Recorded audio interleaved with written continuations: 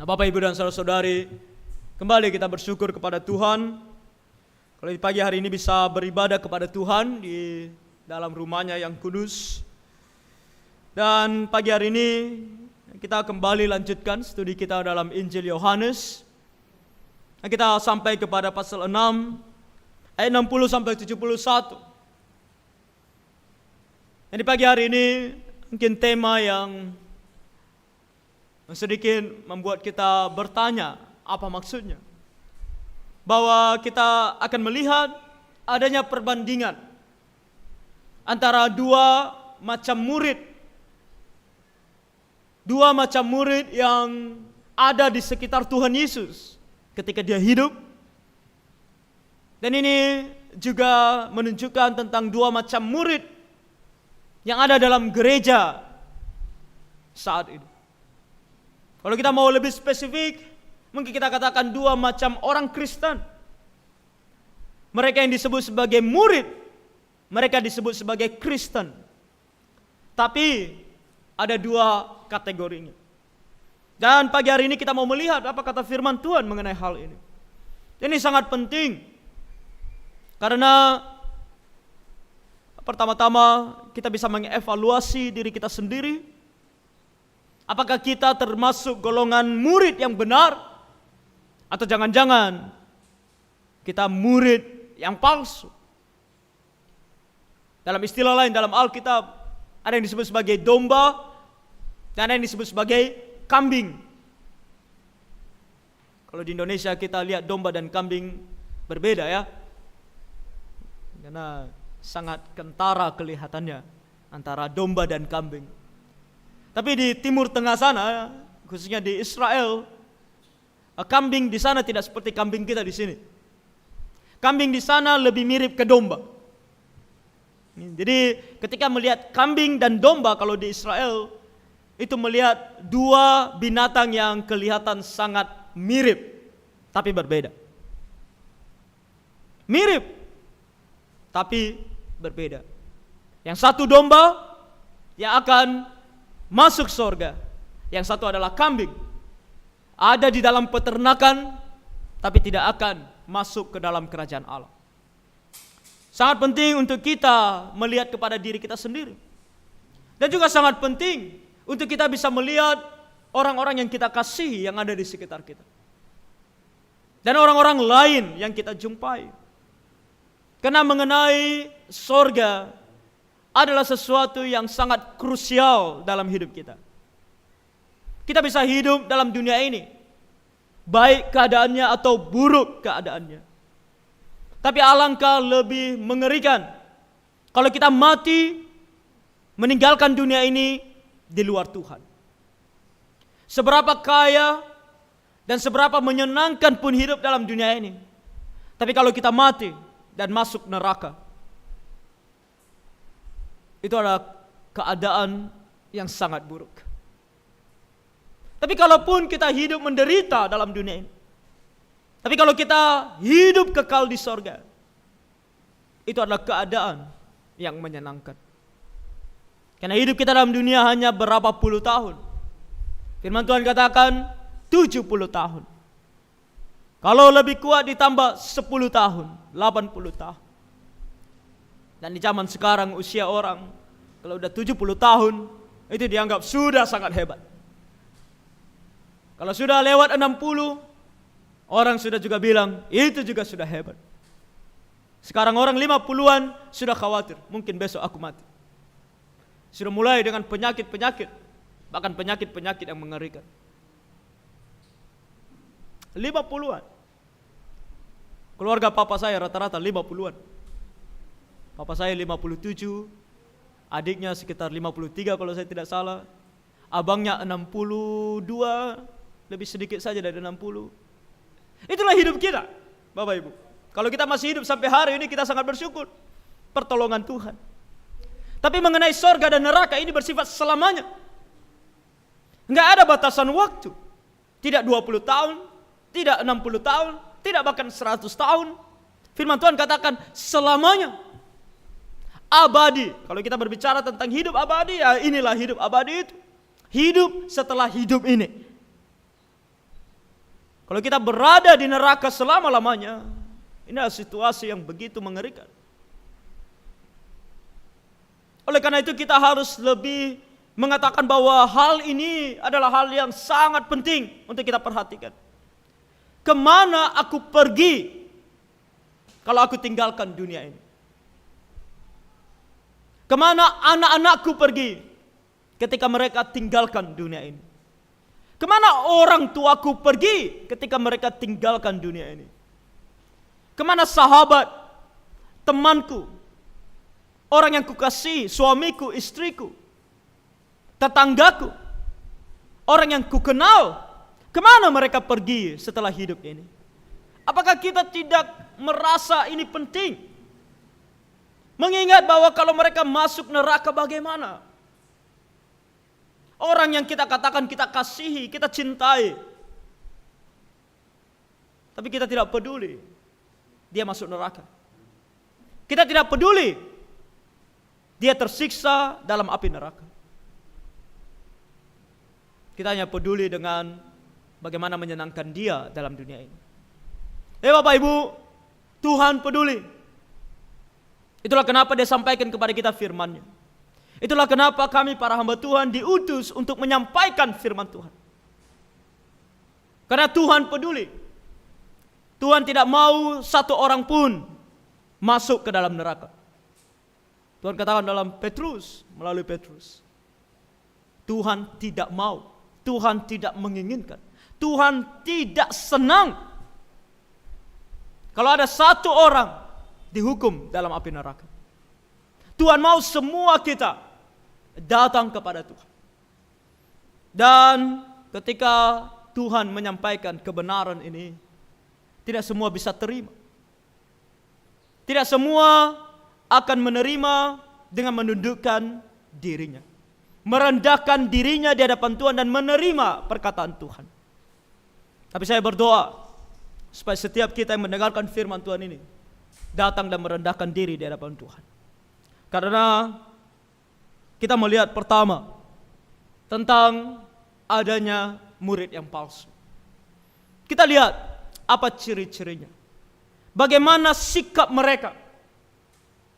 Supaya kita bisa memperhatikan bagaimana juga sikap kita di hadapan Tuhan. Dikatakan tadi 60, sesudah mendengar semuanya itu berarti ajaran Tuhan Yesus sebelumnya. Ketika Tuhan Yesus berbicara kepada mereka tentang bahwa Yesus adalah roti hidup. Ketika Tuhan Yesus memaparkan kepada mereka, menunjukkan kepada mereka, mengungkapkan apa yang ada sebenarnya dalam hati mereka. Ingat kembali, ini adalah tentang Tuhan Yesus berbicara dengan 5.000 orang lebih yang datang kepada Tuhan Yesus dan mengikut Dia. Tapi Tuhan Yesus ungkapkan, kenapa mereka mengikut Dia? Karena mereka sudah makan roti dan kenyang.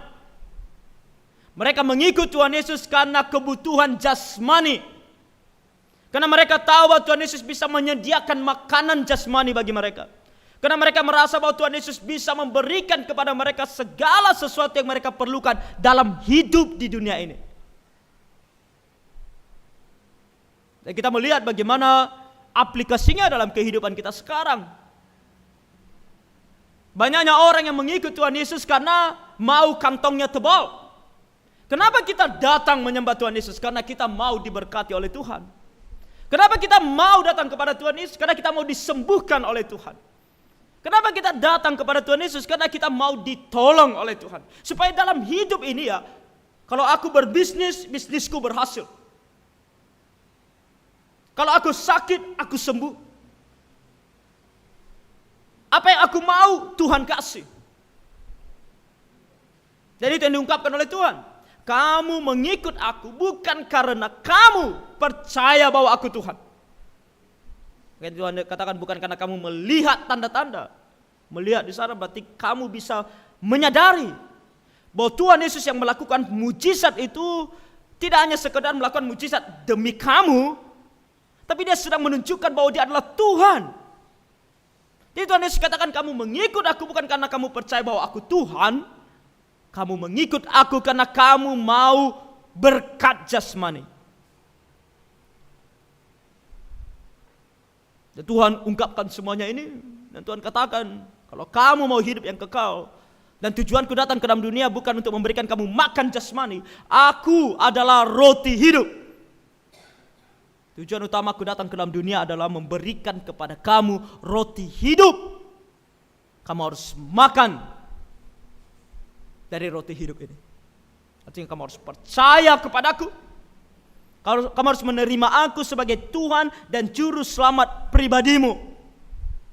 Dan ketika kamu menerima aku sebagai Tuhan, itu berarti kamu menerima aku sebagai otoritas tertinggi dalam hidupmu. Apa yang aku katakan, apa yang aku firmankan, apa yang aku perintahkan, itu yang kamu lakukan. Apa yang aku mau, itu yang kamu mau.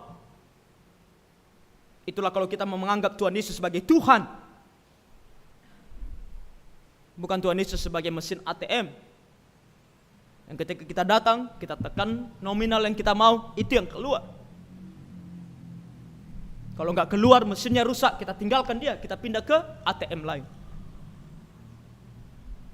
Nah, Tuhan adalah Tuhan. Kalau kamu percaya bahwa dia Tuhan, maka kamu harus menundukkan dirimu kepadanya. Dan inilah yang diungkapkan oleh Tuhan sebelumnya, sehingga dikatakan di sini, ketika mereka mendengar semuanya. Dan yang mendengar di sini disebut apa? Sesudah mendengar semuanya itu, banyak dari murid-murid Yesus. Menarik Bapak Ibu. Ketika firman Tuhan katakan, bukan banyak di antara mereka yang mengikut Yesus, atau mereka yang datang kepada Tuhan Yesus, atau ketika dikatakan bahwa mereka yang hanya mendengar Tuhan Yesus. Tapi secara spesifik firman Tuhan katakan bahwa mereka ini disebut sebagai murid.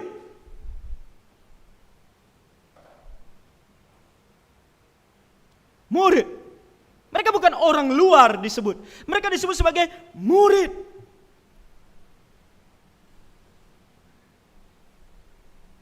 Artinya, sungguh orang-orang ini adalah orang-orang yang kalau kita mau katakan memang mau datang kepada Tuhan Yesus.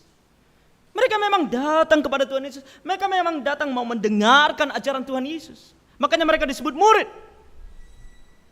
Kalau konteks kita sekarang, mereka memang datang ke gereja. Mereka memang beribadah di gereja.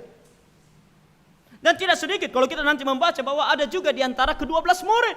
Artinya mereka juga adalah bagian daripada hamba Tuhan.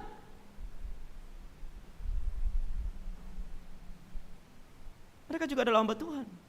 Mereka adalah jemaat yang datang ke gereja. Mereka juga adalah hamba Tuhan yang menyampaikan firman Tuhan. Tapi palsu. Palsu. Ironis sekali. Dan ini memang gambaran gereja zaman sekarang. Makanya kalau kita belajar tentang doktrin gereja, maka akan diungkapkan kepada kita bahwa gereja lokal itu berarti gereja seperti kita, Gapi Getsemani. Ada gereja lokal lain, di samping kita ada gereja, samping lagi ada gereja. Itu namanya gereja lokal. Dan disebut dalam doktrin tentang gereja bahwa gereja lokal itu terdiri dari orang-orang percaya dan orang-orang tidak percaya. Ada domba, ada kambing di dalam. Ada tumbuhan, tanaman yang benar, ada ilalang di dalamnya. Itulah gambaran gereja. Tapi lebih mengerikan lagi, firman Tuhan juga ungkapkan kepada kita, dalam gereja juga ada hamba Tuhan palsu. Para pengkhotbah palsu. Para pendeta palsu. Para evangelis palsu. Sama seperti ini. Selain murid-murid ini, kalau kita pergi ke ayat 70, dikatakan jawab Yesus kepada mereka, bukankah aku sendiri yang telah memilih kamu yang 12 ini? Jadi di antara yang 12 orang, namun seorang di antaramu adalah iblis. Dan kita sangat mengenal orang yang satu ini. Namanya adalah Yudas Iskariot.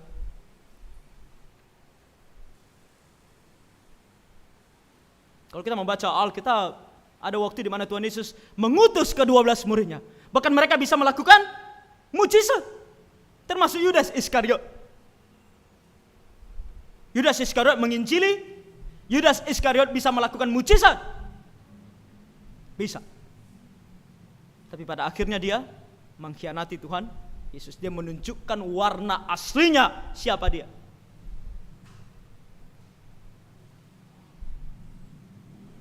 Apa ciri-ciri mereka? Yang pertama, ketika mereka mendengar firman Tuhan, apa yang mereka katakan? Perkataan ini keras, siapakah yang sanggup mendengarkannya? Apa artinya ketika mereka katakan perkataan ini keras?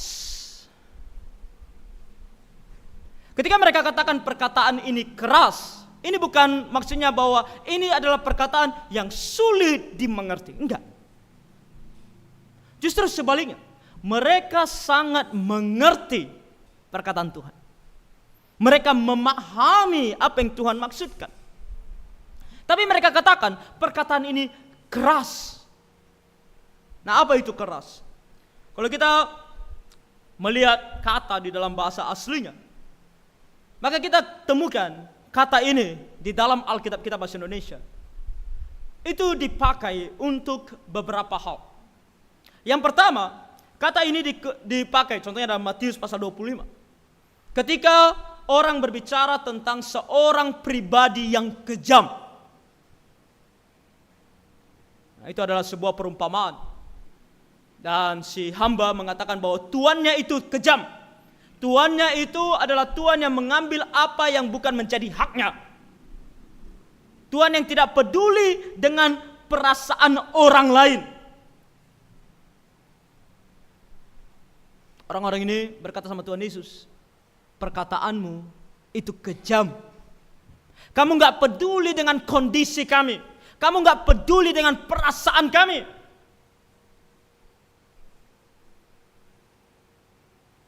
Apakah itu yang kita rasakan ketika kita mendengarkan firman Tuhan?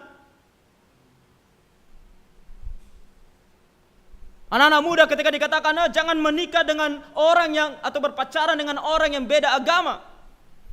Tuhan, kamu gak mengerti perasaanku. Betapa aku tidak bisa hidup tanpa dia. Aku lebih baik mati tanpa dia daripada tidak menikah dengan dia. Engkau tidak mengerti perasaanku. Ketika Tuhan katakan kepada kita, kalian harus beribadah di hari kudus Tuhan. 6 hari lamanya engkau bekerja. Hari ke-7 adalah hari kudus Tuhan. Beribadah kepada Tuhan. Berhenti bekerja. Kita bilang, Tuhan, kau gak mengerti perasaan kami. Kamu gak ngerti apa yang kami butuhkan, Tuhan. Itu maksudnya di sini ketika mereka katakan perkataan Tuhan itu keras. Ketika Tuhan katakan berikan persembahanmu kepada Tuhan, berikan perpuluhanmu kepada Tuhan. Tuhan, kamu gak mengerti kalau aku kasih 1/10 dari persembahanku, apalagi yang kupakai.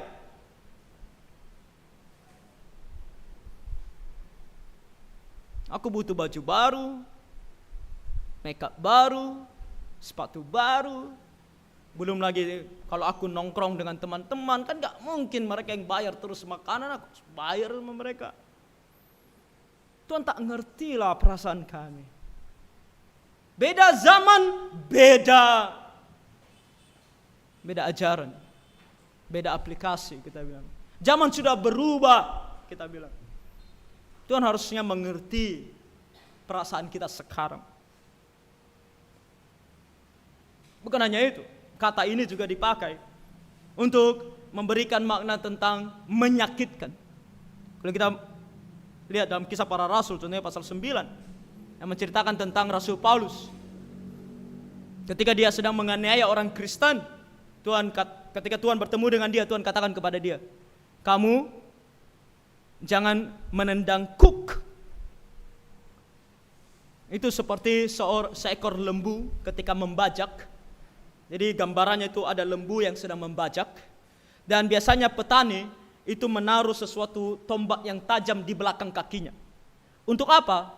Karena kadang-kadang lembu ini bandel. Dia bukannya membajak sawah, dia justru menghancurkan tanahnya dengan mengorek-ngoreknya dengan kakinya, dikorek-korek dengan kakinya. Jadi supaya itu jangan dia lakukan, dikasih tombak di belakang kakinya. Jadi kalau dia mengorek itu, kakinya kena tombak itu. Itulah gambaran yang diberikan Tuhan tentang Rasul Paulus. Ketika kamu menganiaya orang Kristen, kamu sedang melakukan ini, kamu sedang menyakiti dirimu sendiri. Tuhan katakan. Dan kata yang digunakan adalah kata yang sama dengan mereka katakan bahwa firman Tuhan itu keras. Firman Tuhan itu menyakitkan. Banyak orang Kristen tidak mau mendengarkan firman Tuhan.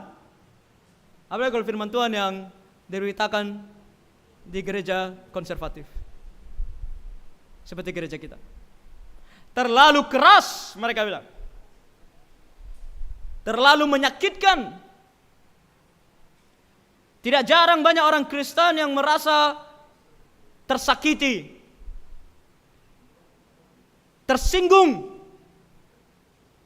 Ketika firman Tuhan dikabarkan, dia tersinggung.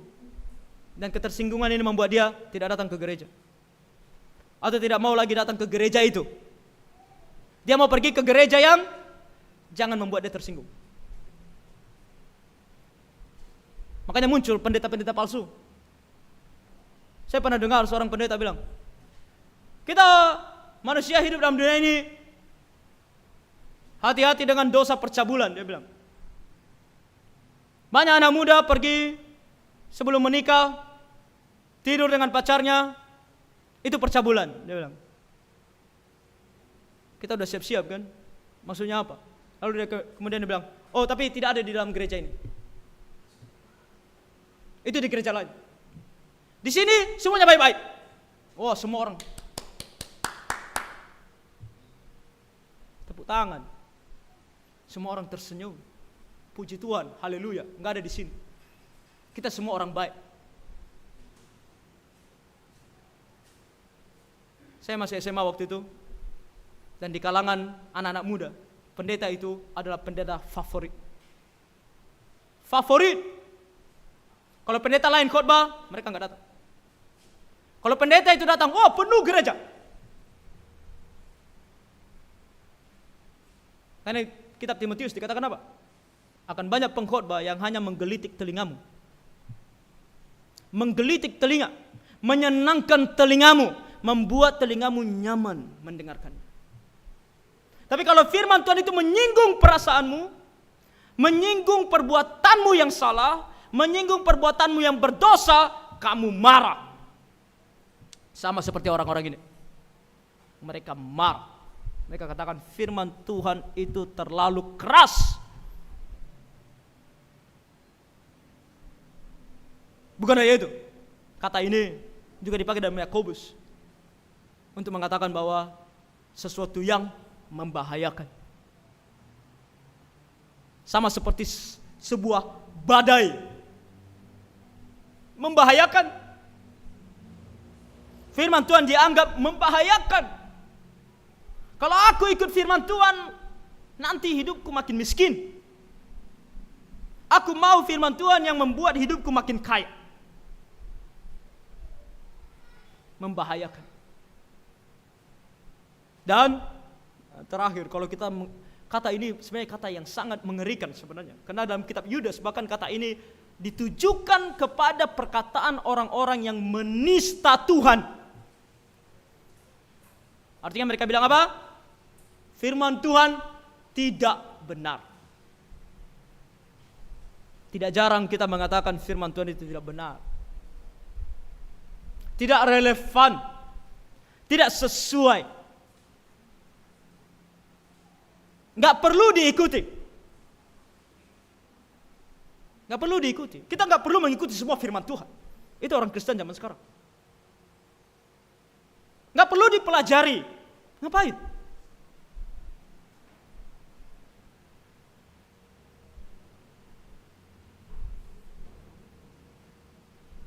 Dalam gereja ada kelas belajar Alkitab. Kalau kita tidak datang oleh karena kita sibuk betul-betul, nggak ada lagi waktu kita datang untuk belajar firman Tuhan, kita bilang, nah, mungkin dia sibuk karena itu hari biasa bukan hari Minggu. Kalau hari Minggu kita wajibkan. Tapi ada orang Kristen ketika mendengar ada kelas belajar Alkitab, dia bilang itu tidak penting. Itu tidak wajib. Itu tidak perlu. Ngapain aku datang capek-capek hanya belajar lagi Alkitab, belajar lagi Alkitab?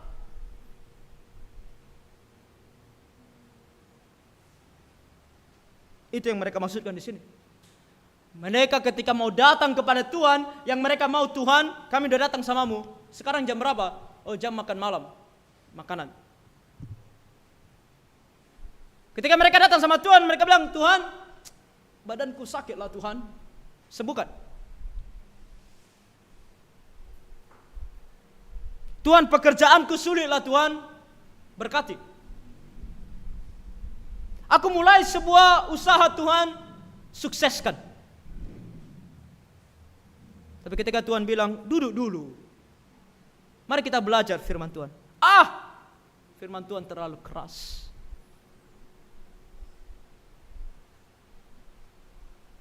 Lalu apa respon Tuhan? Apa respon Tuhan Yesus? Kalau kamu mempunyai sikap hati seperti ini, apa yang akan menjadi respon Tuhan Yesus terhadap kamu?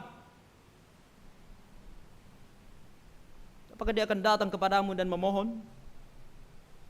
Oh janganlah, jangan tinggalkan kami. Jangan tinggalkan saya. Perkataan saya memang keras, oke, saya coba lembutkan. Seperti kebanyakan gereja zaman sekarang. Apa yang kamu mau? Apa yang kamu mau?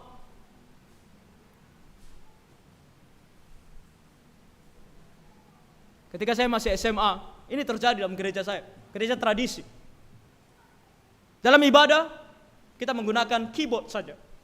Keyboard saja. Itu sebelum gempa tahun 2005. Tahun 2005 terjadi gempa, dan mulailah masuk dengan sangat derasnya aliran-aliran gereja karismatik di Pulau Nias. Dan pada saat itu ya tentu mereka datang dengan memperkenalkan alat-alat musik mereka. Gitar listrik, drum, segala macam. Dan banyak gereja tradisi ini mulai goncang.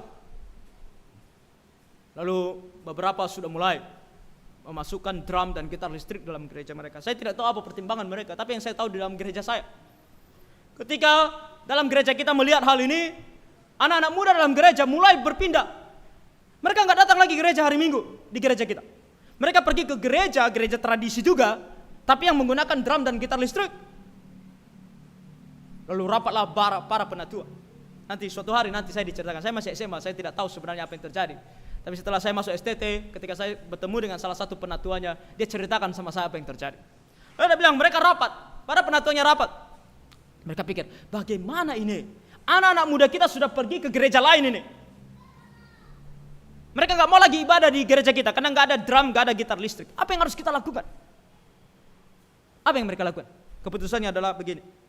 Daripada mereka pergi ke gereja lain, coba kita tanya sama mereka, apa yang mereka mau?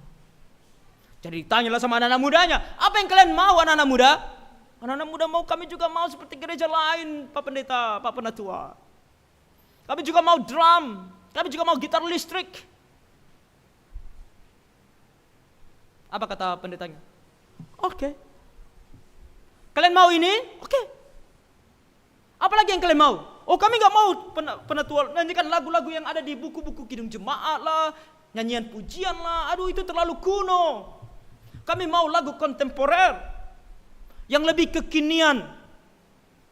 Apa kata penatuanya? Apa kata pendetanya? Oke. Kalian mau ini? Kalian suka ini? Oke.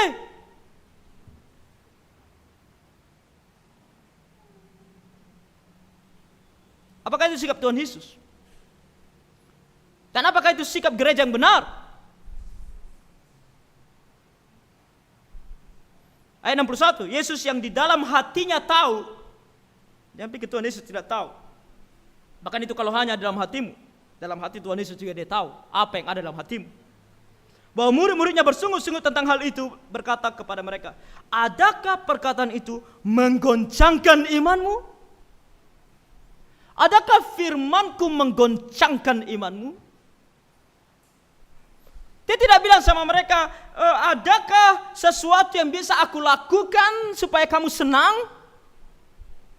Atau dia tidak bertanya kepada mereka, sebenarnya apa yang kalian mau supaya kalian itu tetap bersama dengan aku? Tapi dia menggunakan kata ini, Kata menggoncangkan di sini artinya kata yang kita juga pakai untuk mengatakan batu sandungan.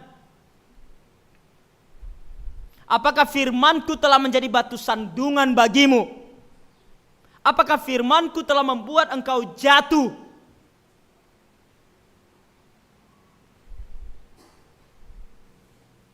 Lalu, kalau jawaban ya, tentu Tuhan Yesus tahu jawabannya ya. Mereka sudah tergoncang imannya.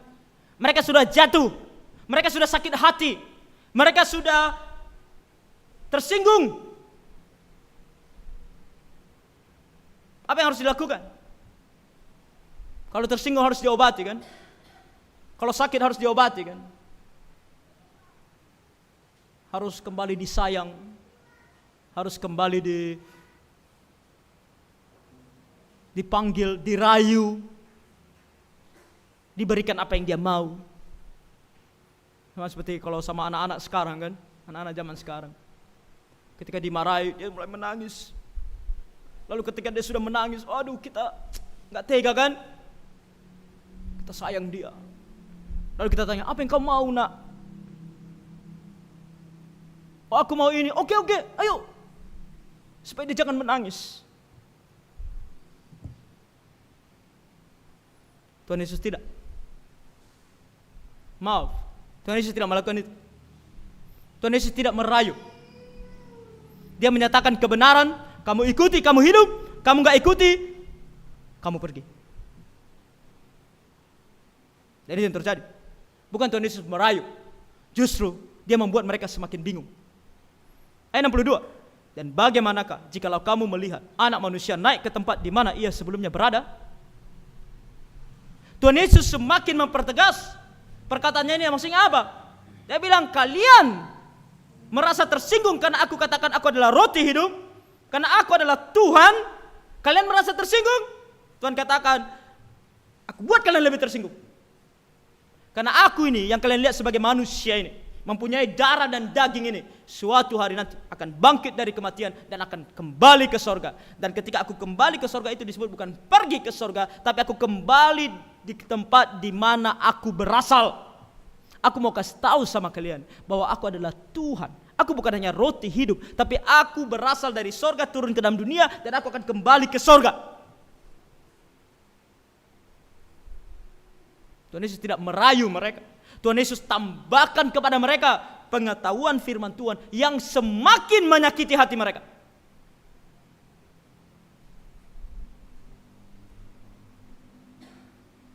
Kenapa mereka sakit hati?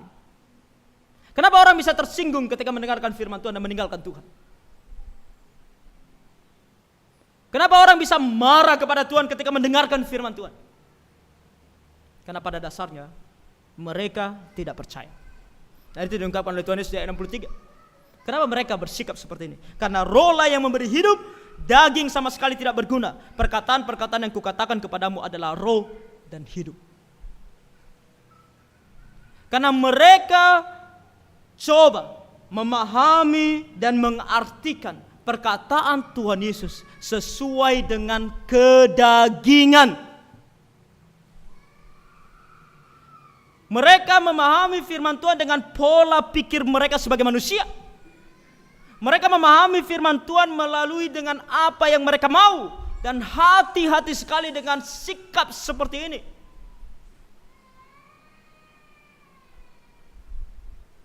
Saya undang kita untuk datang hari Rabu ini. Kelas bedah. Kita akan belajar tentang apa itu gerakan karismatik. Dan kita mulai dengan sejarah dan cara mereka menafsirkan Alkitab. Dan salah satu poin di sana adalah ketika mereka menafsirkan Alkitab, apa yang menjadi tolak ukur pemahaman mereka akan firman Tuhan? Salah satunya adalah pengalaman. Aku alami, benar. Enggak aku alami, enggak benar. Dialami orang lain, oh berarti benar. Tak ada yang mengalami, tak benar. Jadi benar atau tidak benarnya Alkitab sesuai dengan apa yang kita alami. Bukan lagi sesuai dengan apa yang Tuhan katakan. tapi sesuai dengan apa yang aku alami, sesuai dengan apa yang aku pahami. Makanya sekarang ada istilah kan, itu penafsiranmu, ini penafsiranku. Karena firman Tuhan ini sebenarnya tidak ada kebenaran dari firman Tuhan ini sendiri. Ini tergantung kita. Kita maunya seperti apa? Tergantung kita. Makanya mereka membenci firman Tuhan. Makanya mereka tidak bisa terima firman Tuhan. Karena mereka mengartikan, memahami firman Tuhan sesuai dengan apa yang mereka mau. Sesuai dengan pengalaman pribadi mereka, sesuai dengan perasaan mereka. Dan ini yang berbahaya. Tuhan katakan, Rohlah yang memberi hidup. Kamu harus datang kepada Tuhan dan menundukkan dirimu kepadanya. Barulah kamu bisa mengerti, barulah kamu bisa memahami. Dan Tuhan Yesus katakan apa? Di antaramu ada yang tidak percaya. Di antaramu banyak yang mengeraskan hati, yang tidak mau menundukkan dirinya, yang masih dengan egonya berpikir bahwa inilah yang benar, sesuai dengan pengalamanku, sesuai dengan apa yang aku pikirkan, sesuai dengan apa yang aku pahami. Tapi tidak sesuai dengan apa yang Tuhan katakan. Dan inilah yang harus menjadi evaluasi bagi diri kita. Dan saya katakan, inilah kenapa kita harus berhati-hati di mana kita beribadah. Dan siapa yang kita dengarkan. Karena bukan hanya mereka ini. Dikatakan di ayat 65. Lalu ia berkata, sebab itu telah kukatakan kepadamu, tidak ada seorang pun dapat datang kepadaku kalau Bapa tidak mengaruniakannya kepadanya. Ayat 66. Mulai dari waktu itu banyak murid-muridnya mengundurkan diri dan tidak lagi mengikut dia.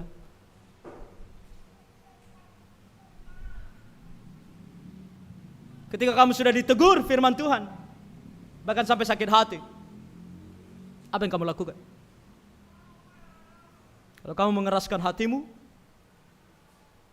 tidak mau tunduk kepada firman Tuhan, kamu akan tinggalkan Tuhan. Dan kamu akan mencari bagimu guru lain yang akan memberikan apa yang kamu mau. Itulah kenapa seorang penulis namanya Ernest Pickering mengatakan bahwa gereja zaman sekarang tidak jauh berbeda dengan pasar. Di pasar, ketika kamu masuk ke pasar, kamu pilih di mana kamu mau belanja. Kamu pilih di mana kamu nyaman belanja. Kamu pilih produk mana yang kamu mau belanjakan. Semua sama, semua jual timun. Tapi kamu pilih di mana kamu mau membeli timun. Dan timun seperti apa yang kamu mau beli, sesuai dengan apa yang kamu mau. Gereja pada hari ini juga sama.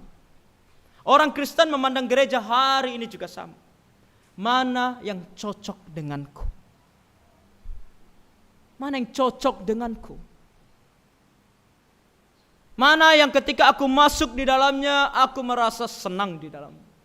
Aku merasa nyaman dalam. Kita dalam gereja juga selalu berusaha untuk membuat orang senyaman mungkin. Tapi ada orang Kristen yang pergi dari gereja yang satu ke gereja yang lain hanya untuk mencari mana yang cocok dengan telinganya, mana yang cocok dengan perasaannya, mana yang cocok dengan pola pikirnya. Kita bukan lagi datang ke gereja untuk mencari mana gereja yang akan memberitakan kebenaran firman Tuhan. Bukan.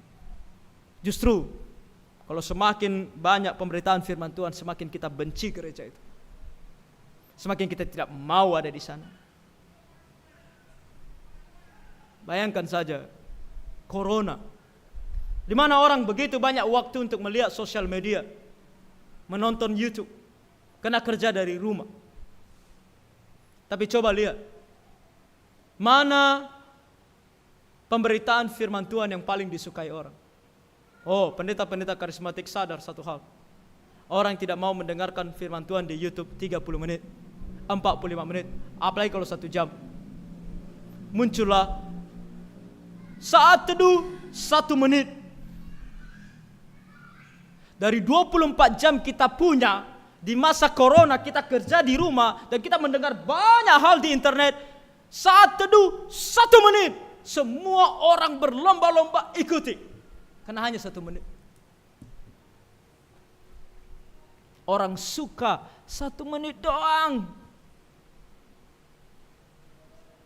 1 menit saja. Saya tidak tahu apa yang dilakukan. Berapa ayat kamu bisa baca dalam 1 menit?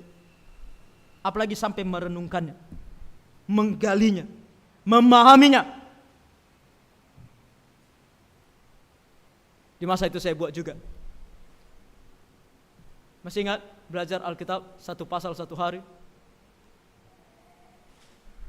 1 pasal kita baca, sedikit penjelasan, sedikit saja penjelasan, sampai juga 30 menit.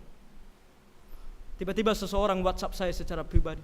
Dia bilang, "Pak, bisa nggak dipersingkat? Itu setengah jam ya, 30 menit panjang sekali." Panjang sekali.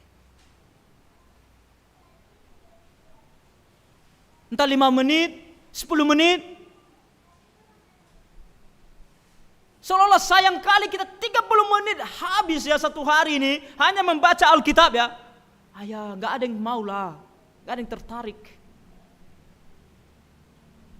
Kasihlah 5 menit, 10 menit. Itulah cara kita meninggalkan Tuhan sekarang. Dengan tidak mau mendengarkan Dia. Gak mau membaca firman, gak mau belajar firman-Nya. Dan mencari gereja yang dimana kita dibuai, diayun, dinina-bobokkan. Itulah cara kita meninggalkan Tuhan. Dan hati-hati, karena Tuhan katakan di sini banyak di antara mereka yang mengundurkan diri. Mengundurkan diri artinya berpaling, tak mau lagi lihat Dia, tak mau lagi dengarkan Dia, dan tidak lagi mengikut Dia. Kami lebih baik cari sama kami yang lebih baik lah. Dia ini firman Tuhan terus, tentang dirinya terus, terus kami, Dia adalah Tuhan, terus kami, aku harus lakukan ini, terus apa, gimana dengan apa yang aku mau? Pergilah sama siapa yang bisa berikan aku apa yang aku mau. Tinggalkan Tuhan. Tapi murid yang benar akan setia kepada Tuhan. Dan itu diwakilkan oleh Petrus di sini. Ketika Tuhan sekarang berpaling kepada yang 12, yang lain sudah pergi. Bapak Ibu, 5.000 orang pergi. Ketika Tuhan Yesus naik ke surga, baca saya Kisah Rasul pasal 2. Ketika murid-murid berkumpul setelah Tuhan Yesus naik ke surga, berapa orang yang berkumpul? Cuman 120 orang. Semua orang Israel yang menikmati segala kebaikan Tuhan, tinggal 120 orang yang setia mengikut Tuhan. Bayangkan, 120 orang saja. Itu pun sudah ditambah dengan yang 11 lagi, karena Yudas Iskariot sudah mati dia di Kisah Rasul pasal 2. Dia bunuh diri dia. Dan kenapa bisa begitu? Karena murid yang benar akan berkata seperti Petrus. Ketika Tuhan katakan, apakah kamu tidak mau pergi juga? Tuhan Yesus tidak bilang, kalian 12 ya, jangan pergi ya. Yang lain sudah pergi nih, kalian jangan pergilah. Kembali, Tuhan adalah Tuhan. Dia bilang sama mereka, kalian gak mau pergi juga? Kalau kalian mau pergi silakan. Silakan. Bukan Tuhan yang butuh kita, kita yang butuh Tuhan. Jadi Tuhan tanya sama mereka, apakah kamu tidak mau pergi juga? Jawab Simon Petrus kepadanya, Tuhan, kepada siapakah kami akan pergi? Ini sikap hati yang benar. Sikap hati yang tidak akan berpikir siapa lagi guru, siapa lagi Tuhan yang bisa memberikan apa yang aku mau. Tidak, dia sudah tidak lagi memikirkan yang lain. Dia bilang, kepada siapakah kami ini akan pergi? Kenapa? Karena perkataanmu. Kalau orang lain bilang bahwa perkataanmu itu keras, bagi kami perkataanmu adalah perkataan hidup yang kekal. setiap firman yang keluar dari mulut itu memberikan kami hidup yang kekal. Kami begitu menyukai dan mencintai firman-Mu. Kami mau menerimanya, kami mau memahaminya, kami mau mengerti, dan kami mau ikuti. Dan ini adalah ciri-ciri orang Kristen yang benar. Karena Petrus dikatakan, orang Kristen yang benar itu seperti bayi yang haus dan lapar akan firman Tuhan. Sama seperti bayi yang meminta susu. Meminta susu. Gak ada bayi yang tidak meminta susu. Bayi kalau gak ada dikasih susu, dia berteriak, "Oa, oa, kasih aku susu." Itu orang Kristen. Orang Kristen gak dikasih firman Tuhan, dia minta, "Kasih aku firman Tuhan. Aku mau firman Tuhan." Itu orang Kristen. Tapi sayang sekali banyak orang Kristen ketika sudah dikasih susu di depannya, bukan hanya dia tidak minum, dia pandang pun tidak. Kalau boleh dia tendang, biar tumpah susunya. Maka kita harus berpikir, kita ini masih orang Kristen atau tidak? Kita murid yang benar atau tidak? Petrus bilang, "Kemana kami harus pergi? Kepada siapakah kami akan pergi? Perkataanmu adalah perkataan hidup yang kekal. Hanya Engkau yang bisa menyampaikan firman yang memberikan kami hidup yang kekal. Dan kami mau ikut Engkau karena kami mau terus mendengarnya." Apalagi, dan kami telah percaya dan tahu. Percaya dalam hati, tahu dalam pikiran. Dan kata tahu di sini bukan hanya mengetahui dalam pikiran saja sebagai teori, tapi tahu berarti mengalami. Kami mengalami yang namanya hidup bersama dengan Tuhan itu seperti apa. Susah senangnya seperti apa.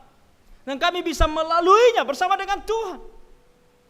Kami percaya dan tahu bahwa Engkau adalah yang kudus dari Allah. Gak ada yang lain. Engkau. Hanya Engkau satu-satunya yang betul-betul berasal dari Allah. Dan kata yang kudus dari Allah di sini adalah kata yang mereka maksudkan, artinya Engkau adalah Allah sendiri. Kami sudah tahu, kami sudah percaya bahwa Engkau adalah Allah kami. Jadi apapun yang Engkau katakan, menyakitkan pun itu, tak sesuai pun dengan logika kami, tak sesuai dengan adat kami, tak sesuai dengan pola pikir kami, tak sesuai dengan perasaan kami, tak sesuai dengan apa yang kami mau, kami akan tetap mengikuti Engkau. Dan akan berusaha menundukkan diri kami kepadamu, menaati firman-Mu. Karena Engkau adalah Allah kami. Itu baru yang disebut sebagai murid yang benar. Jadi, masihkah kita berpikir bahwa mengikut Tuhan Yesus berarti Dia akan menerima kita apa adanya? Ini kata-kata yang disukai. Tuhan akan menerima kita apa adanya. Mari kita datang kepadanya dengan apa adanya diri kita. No.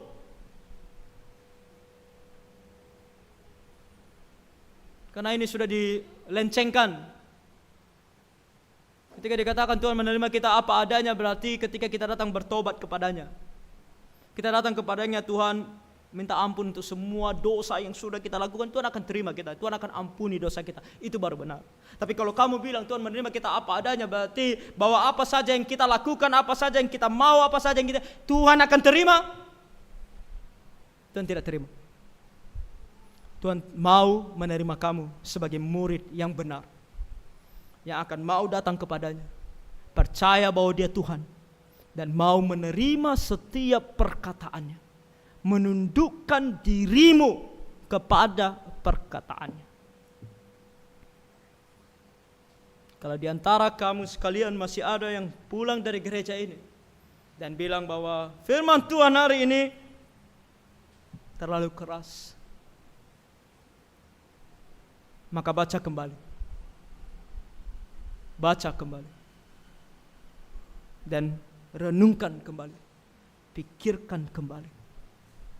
Saya berdoa supaya kita semua seperti Petrus, yang datang kepada Tuhan dan katakan, kami tidak akan pergi kemana-mana Tuhan. Kami akan duduk dan akan merenungkan, mendengarkan, dan menaati kebenaran firman. Kami tidak akan cari bagi kami guru yang akan menyenangkan hati kami. Kami akan duduk, bahkan ketika perkataanmu itu begitu menusuk jantung kami, kami akan tetap di situ, menerimanya dan menaatinya. Itu baru kita murid yang benar. Kiranya Tuhan menolong kita. Mari kita berdoa. Bapak